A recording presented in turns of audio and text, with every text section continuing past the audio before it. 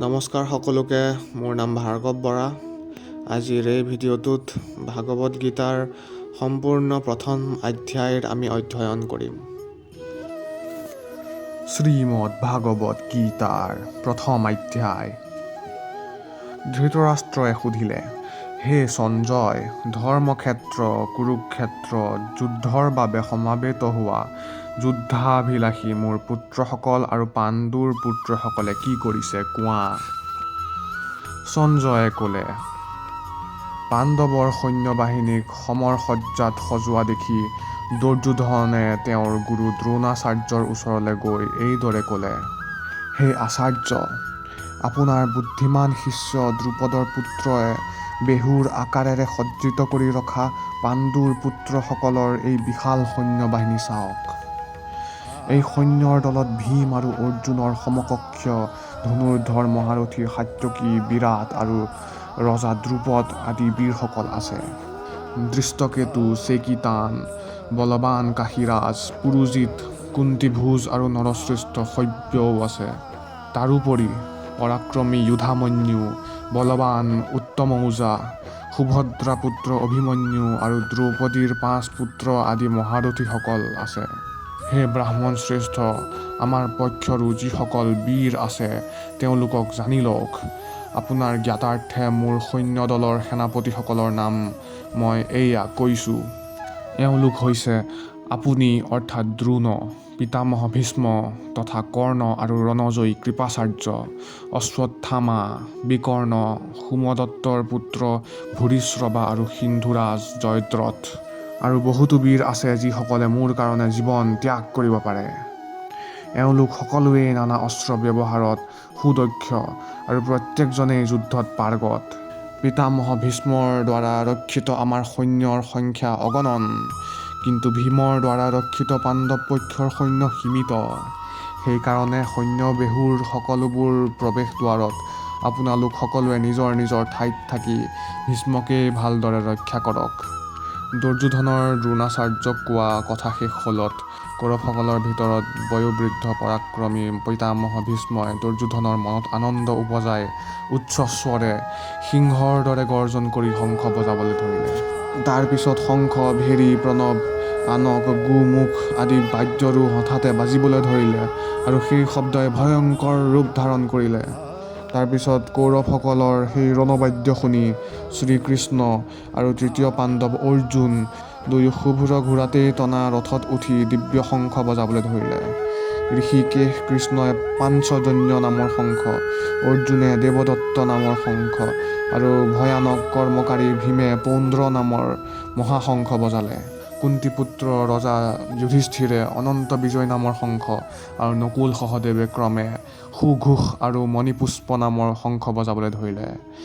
পৃথিৱীৰ অধীশ্বৰ শ্ৰেষ্ঠ ধনুধৰ কাশীৰাজ মহাৰথী শিখণ্ডী, ধৃষ্টদ্যুম্ন, বিৰাট, অপৰাজেয়, সাত্যকী, ৰজা দ্ৰুপদ তথা দ্ৰৌপদীৰ 5 পুত্ৰ আৰু সুভদ্ৰাৰ পুত্ৰ মহাবীৰ অভিমন্যু এই সকলোবোৰ যোদ্ধাই সকলো পিনৰ পৰা নিজৰ নিজৰ শংখবিলাক পৃথকে পৃথকে বজাবলৈ ধৰিলে। তেওঁলোকৰ সেই ভয়ানক শংখধ্বনিৰে আকাশ আৰু পৃথিৱীত প্ৰতিধ্বনি সৃষ্টি কৰি ধৃতৰাষ্ট্ৰৰ পুত্ৰসকলৰ হৃদয়বিলাক বিদৰ্ণ কৰিলে। তাৰপিছত হে মহাৰাজ, অৰ্জুনে ধৃতৰাষ্ট্ৰৰ পুত্ৰসকলক প্ৰস্তুত হৈ ৰৈ থকা দেখি শৰ নিক্ষেপ কৰিবলৈ ধনু তুলি লৈ শ্ৰীকৃষ্ণক এই কথা ক'লে, হে অচ্যুত, দুয়ো সৈন্য দলৰ মাজত মোৰ ৰথখন স্থাপন কৰা। ইতিমধ্যে মই সন্মুখত অৱস্থিত যুদ্ধকামী বীৰসকলক চাই লওঁ। মইনো এই যুদ্ধত কাৰ সৈতে যুদ্ধ কৰিব লাগিব, লগতে এই যুদ্ধত দুৰ্বুদ্ধি দুৰ্যোধনৰ প্ৰীতিৰ অৰ্থে যিসকলে সমাবেত হৈছে সেই যুদ্ধকামী ব্যক্তিসকলকো এবাৰ মই চাই লওঁ। সঞ্জয়ে ক'লে, হে ধৃতৰাষ্ট্ৰ, নিদ্ৰাজয়ী অৰ্জুনে শ্ৰীকৃষ্ণক এইদৰে কোৱাত শ্ৰীকৃষ্ণই দুয়ো দলৰ সেনাৰ মাজত ভীষ্ম, দ্ৰোণ আৰু অন্যান্য সকলো ৰজাৰ সন্মুখত উত্তম ৰথ স্থাপন কৰি এইদৰে ক'লে, হে অৰ্জুন, একে ঠাইত যুদ্ধৰ কাৰণে সমাবেত হোৱা এই কৌৰৱসকলক চাই লোৱা। তেতিয়া অৰ্জুনে উভয় সেনাৰ মাজত থকা পিতৃস্থানীয় ব্যক্তিসকলক, পিতামহসকলক, আচাৰ্যসকলক আৰু মোমাই, ভাই, পুত্ৰ, নাতি, মিত্ৰ, শহুৰ আৰু আত্মীয় কুটুম্বসকলক দেখা পালে। সেইদৰে অৱস্থিত হোৱা সকলোবোৰ বন্ধুবৰ্গকে দেখি কুন্তীপুত্ৰ অৰ্জুনৰ মনত কৰোণা ভাৱ জাগি উঠিল আৰু বিষাদ কৰি এইদৰে ক'বলৈ ধৰিলে।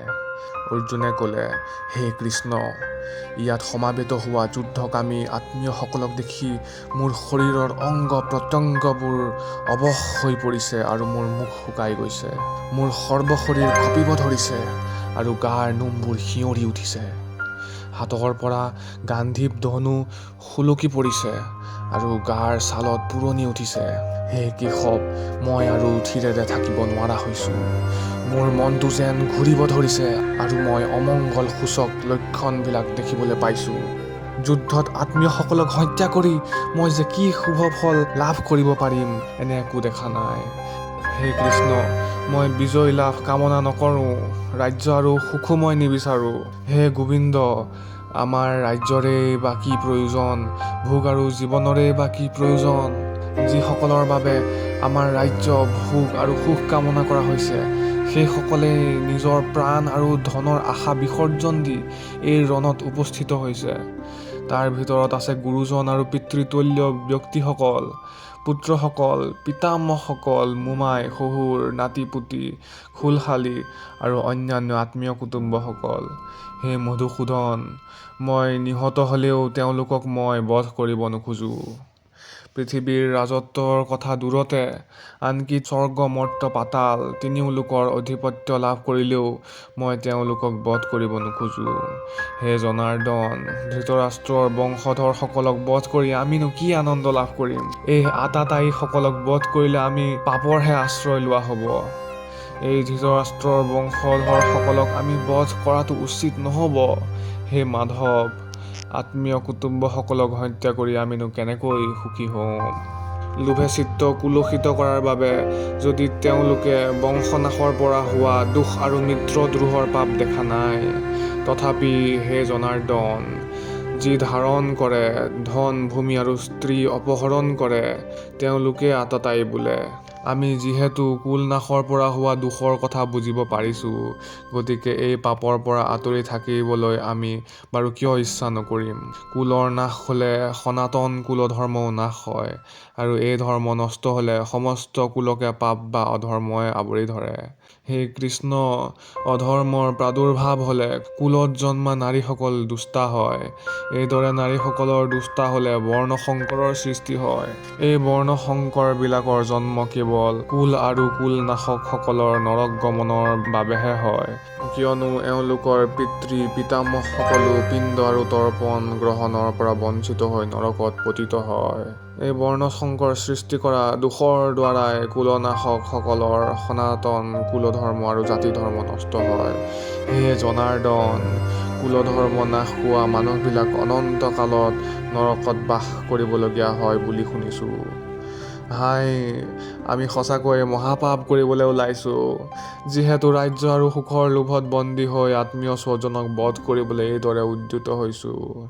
প্ৰতিকাৰ কৰিব নোৱাৰা আৰু নিৰস্ত্ৰ মোক যদি অস্ত্ৰধাৰী ধৃতৰাষ্ট্ৰৰ পুত্ৰসকলে যুদ্ধত বধ কৰে, সেইটোৱে মোৰ কাৰণে অধিক মংগলদায়ক হ'ব। সঞ্জয়ে ক'লে। এইদৰে কৈ অৰ্জুনে যুদ্ধক্ষেত্ৰৰ মাজত ধনুশৰ একেলগে পেলাই দি শোকাকুল মনেৰে ৰথৰ ওপৰত বহি পৰিল।